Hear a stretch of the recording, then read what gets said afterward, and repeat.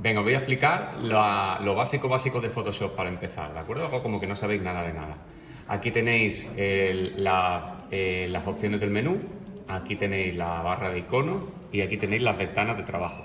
Si estáis cogiendo un Photoshop que no es vuestro o habéis estado trabajando con él y toqueteando por aquí y por allí, a lo mejor os encontráis una disposición diferente a esta.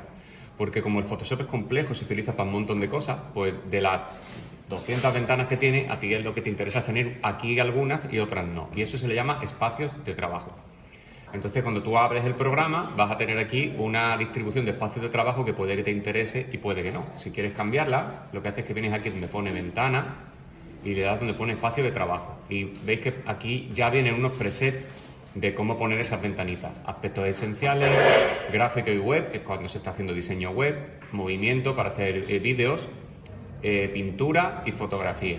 Bueno, pues para empezar lo mejor es poner aspectos esenciales, pero si tenéis ese puesto y aún así está raro, es porque alguien, tú mismo sin darte cuenta u otra persona, pues ha cambiado esa distribución.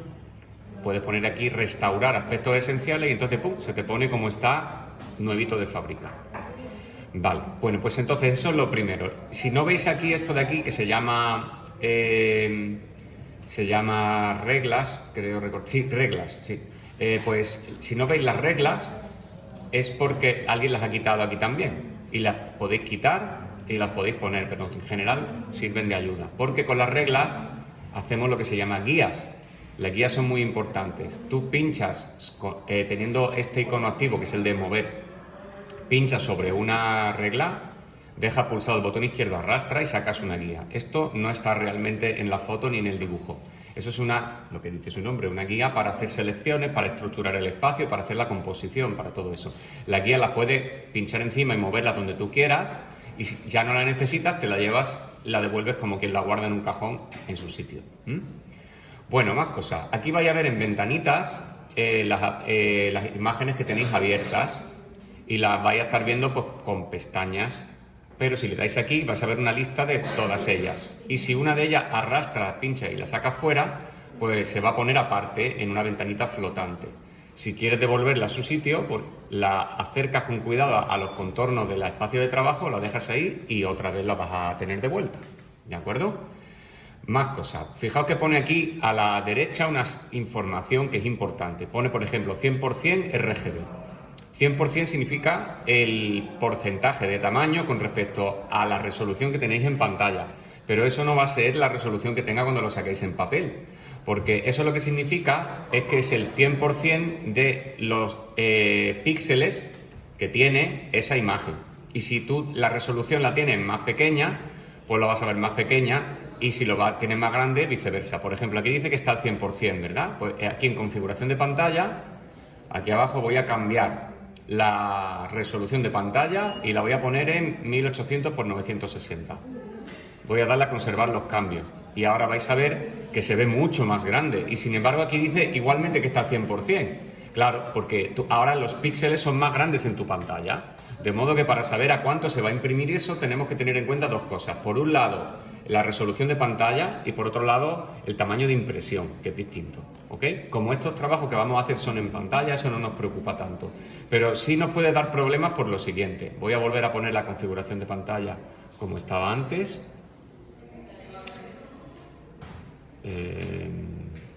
Así, por ejemplo, va a servir. Conservar cambios y fuera. Bueno, pues ahora lo tenemos a este tamaño y, como decía, vamos a tener que tener cuidado con esto por lo siguiente. Si yo tengo esta imagen de aquí, que se ve pues más o menos grandecita, y ahora esto pasa muchísimo con los alumnos novatos, así que prestad mucha atención. Yo ahora hago un archivo nuevo y le digo, venga, este 21 por 29,7, 300 puntos, un folio, perfecto, pues crear. Y fijaos que se ve muy pequeñito, ¿no? Ahora voy a coger el cenicero y le voy a dar ojo al parche con los atajos de teclado. Yo voy a ir diciendo atajos de teclado y deberíais, ahora no, pero en las próximas explicaciones ir apuntándolos en una lista porque luego se os olvidan conforme se acumulan. Voy a seleccionarlo todo con la tecla Control A. También se puede hacer por aquí con el menú, pero es más rápido, evidentemente, con un atajo de teclado, por eso se llama atajo. Control A lo selecciona todo, Control D quita esa selección. Pues Control A, Control C que copia y ahora me voy a mi imagen nueva que está aquí, y le doy a control V. ¿Y veis qué ha pasado? Que ahora se ve mucho más pequeña. ¿Por qué? Porque esto está al 16,7%, mientras que la otra estaba al 100%, de modo que no confundáis el tamaño de visualización con el tamaño real del archivo. Es más, yo no sé cuántos puntos está esto, pero si esto estuviera a 300, entonces aquí, que está a 300, pues tendría también un tamaño diferente con respecto a este. Porque cuando tú coges una de 75 puntos por pulgada y la metes dentro de una imagen de 300 puntos por pulgada, automáticamente esos píxeles pasan a ser o más grandes o más pequeños. Con lo cual tenemos que trabajar con un poquito de cabeza. Y las imágenes que vemos en Internet, en la búsqueda o en lo que sea, tenemos que, si utilizamos por ejemplo la herramienta de búsqueda de Google, decirle en las herramientas de búsqueda de imagen que me busque imágenes grandes, porque las pequeñitas después en pantalla se ven guay, pero cuando lo metes en tus proyectos pues queda un poco desastre. Entonces, como yo voy a hacer una imagen que solo quiero que aparezca en pantalla, no necesito una imagen tan grande como había abierto, a 300 puntos. Lo que queráis ver en pantalla con 72 es suficiente. Además, es incluso mejor porque cuando lo subáis a redes sociales, cuando lo paséis por el Google Classroom, etcétera, al ser una imagen ligerita, pues se pasa antes. Voy a coger esta de aquí, a ver que vea yo esta, 72 puntos, 2000 píxeles. Esto para pantalla probablemente va a quedar bien. Y esta imagen de aquí, pues me la voy a llevar al otro lado. Voy a empezar de izquierda a derecha. Y al pasar imágenes de un lado para otro, pues voy a explicaros los comandos básicos para trabajar con Photoshop. Esta la voy a utilizar de entrada. Control A, que copia todo. Selecciona todo. Control C, que lo copia. Y pinchando aquí en la flechita, me voy a mi imagen y le doy a Control V para pegarla. Aquí la tengo. Ok. Eso ahora me va a salir aquí en las capas. Supongo que lo sabréis porque lo sabe ya casi todo el mundo. Photoshop funciona como otros programas de diseño por capas. Y las capas es como si fueran transparencias que ponemos encima del fondo que hay en el soporte. Dale. Lo último que comenté era que el Photoshop funcionaba por capas, ¿vale? Eso de que funciona por capas significa que cada cosa que vas haciendo en una capa pues se dispone encima de la otra y en principio, donde no haya información en esa capa, va a ser transparente. Fijaos estos cuadraditos. Estos cuadraditos significan que aquí no hay nada, ¿de acuerdo? Entonces si yo quito visibilidad al fondo, pues esa parte es transparente. Eso si yo lo guardara en un formato que admitiera transparencia, pues se vería el fondo de lo que estuviera detrás de esa imagen. Este ojito sirve para ver o dejar de ver algunas de las capas que estemos trabajando. Y para mover las capas de arriba a abajo, pues lo que hacemos es pinchar y arrastrar. Lo que pasa es que ahora mismo nos va a decir que no, porque esto es el fondo y debajo del fondo no se puede poner nada, a no ser que le des a este candadito. Este candadito bloquea la capa. Al darle aquí se ha convertido en capa cero, ya no es fondo, ya sí puedo ponerla encima y puedo ponerla debajo. ¿De acuerdo? Bueno, más cosas. Si yo quiero hacer una capa nueva, pues puedo darle aquí al botón derecho en esta zona, no en esta, sino ahora otras cosas, en esta zona y elegir aquí, duplicar o hacer una nueva capa, pero es más rápido hacerlo aquí. Aquí te hace una capa nueva del tirón. Y si le das a este te saca una carpeta. ¿La carpeta para qué? Para cuando tenemos unos archivos complejos con un montón de capas, pues para meterlas dentro de carpeta y tenerlas organizadas. Por ejemplo, si yo hiciera la planta de una habitación con los muebles, el color, la planta, el no sé cuánto, pues podría hacer una carpeta donde están los muebles en distintas capas y otra donde están las plantas, etcétera. ¿Vale? Bueno, botón derecho, eliminar grupo, pero también podéis eliminar pinchando y arrastrando encima de la papelera así. Y la matáis igualmente. Ahora, voy a hacer una capa nueva y me voy a ir a otra imagen que voy a colocar aquí, la del cenicero. Era Control A, Control C y nos vamos a la imagen que no se ve aquí porque tengo muchas cosas abiertas, pero si le doy aquí sí aparece al final del todo. Y aquí le doy a Control V y aquí está el cenicero, ¿vale? Qué bien lo hemos hecho. Ahora, vamos a mover el cenicero. Si tú le das aquí a mover de un lado para otro, pues como veis podéis cambiar la localización sin problema. Ahora, si yo pincho aquí, fuera, en principio va a arrastrar también el cenicero, aunque no le esté pinchando en lo alto, pero eso no siempre es así, porque podéis tener a lo mejor el Photoshop con esta herramienta seleccionada, y entonces lo que hace es que te selecciona automáticamente aquel sitio donde tú pinchas. O sea, que si yo tengo activa la capa del cenicero, que es esta, y estáis viendo que está activa porque el gris es claro, y pincho aquí encima, me arrastra el cenicero. Pero estando la capa del cenicero activa, si pincho aquí en el cuarto de baño, pues se va a mover el cuarto de baño y automáticamente esa capa se va a convertir en la capa activa. Eso a veces interesa y a veces no. Yo lo voy a dejar desactivado, de modo que yo elijo cuál es la capa que quiero mover. Y ahora esta capa pincho con el botón izquierdo, arrastro y fijas cómo se pone detrás de la otra. Bien, entonces esto sería, digamos, el primer paso, meter para nuestra composición todas las fotos que quisiéramos poner. Para organizar el espacio vamos a utilizar lo que se llama la ley de tercios. La ley de tercios dice que si tú pones una división en 3 tercios, tanto en la vertical como en la horizontal, disponiendo los elementos en esa rejilla que hemos hecho, van a quedar bien organizados.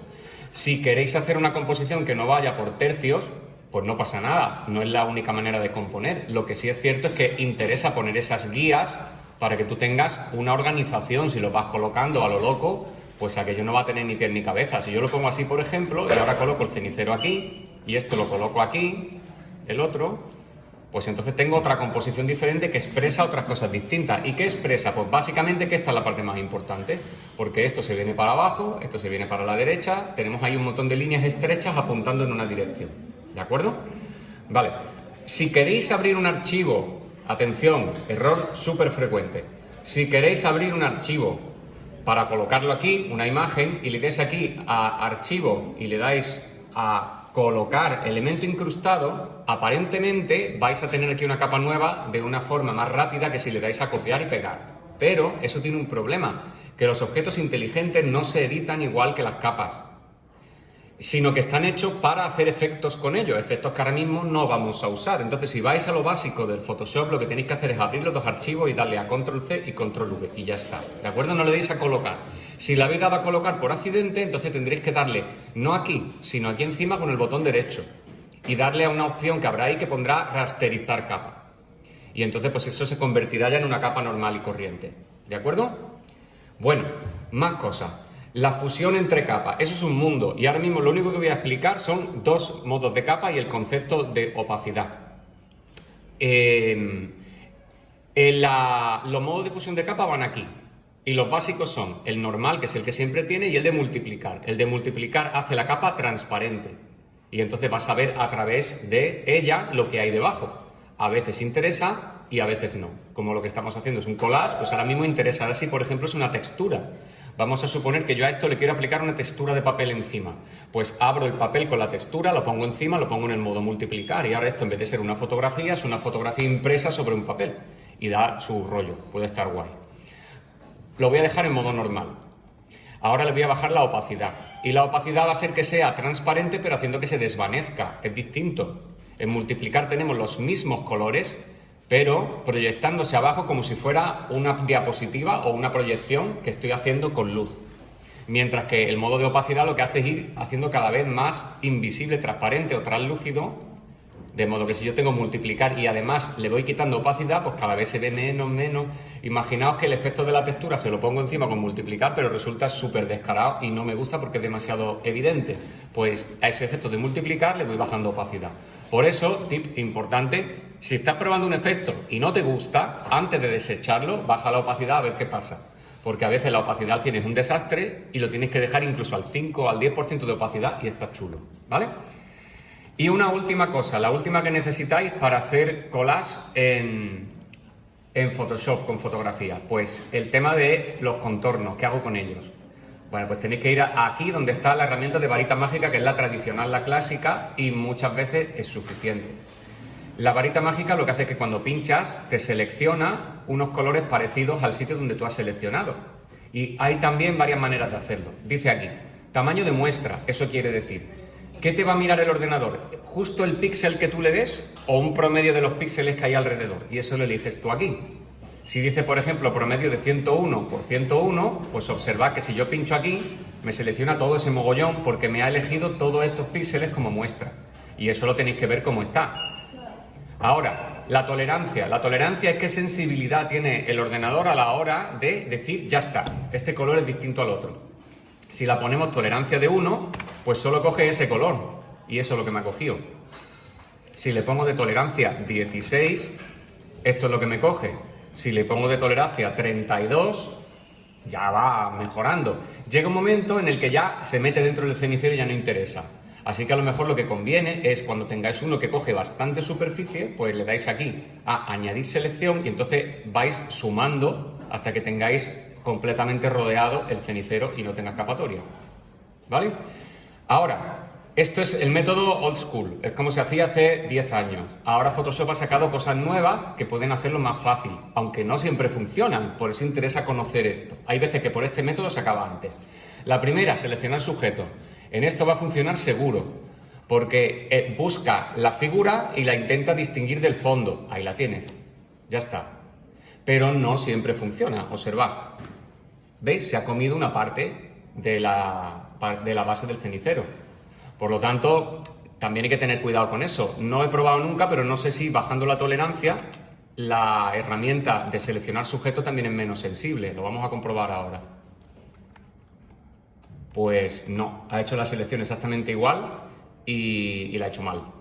Hombre, para un roto o un descosido sirve, pero como veis, si lo hacéis sin usar estas herramientas, pues a veces el ojo humano ve más que la máquina. ¿Por qué lo ha hecho mal? ¿Qué? ¿Por qué lo ha hecho mal? Porque esto utiliza unos algoritmos que te detectan cuál es la figura más importante. Y en el momento en que esto se parece a la sombra, dice, no, eso es la sombra, eso no me sirve. El ordenador no piensa, el ordenador funciona mediante cálculos y fórmulas matemáticas. Ahora, hay más opciones. Por ejemplo, selección rápida. Selección rápida, tú tienes un pincelito que estáis viendo aquí, que elegís el tamaño que queréis que tenga, y vas pasando por encima y él te va diciendo lo que él ve que quiere coger. Pues también puede funcionar. Mira, ahí también se ha pasado. Sí, para los ajustes finos, al final es mejor hacerlo uno por su cuenta. Y luego está selección de objetos. Selección de objetos lo que hace es seleccionar lo que entiende que es el objeto del tirón. Esto solo está en la última versión de Photoshop. Si tenéis una más antigua, no está. Entonces aquí, a ver qué hace. Ahora la ha cogido fenomenal. Esta sí lo ha hecho bien. Pero me falta este hueco. Bueno, pues le digo que lo seleccione también. Le voy a dar a añadir selección, porque si no me borra la anterior. Pues esta sería probablemente la mejor opción. Ya tengo seleccionado mi cenicero, ¿vale? Atención a cómo se hace esto. Puedes hacerlo de dos maneras. Una de ellas es invertir la selección, que está aquí, y ahora en vez de seleccionar el cenicero, selecciona todo lo demás y dale a la tecla suprimir y se acabó.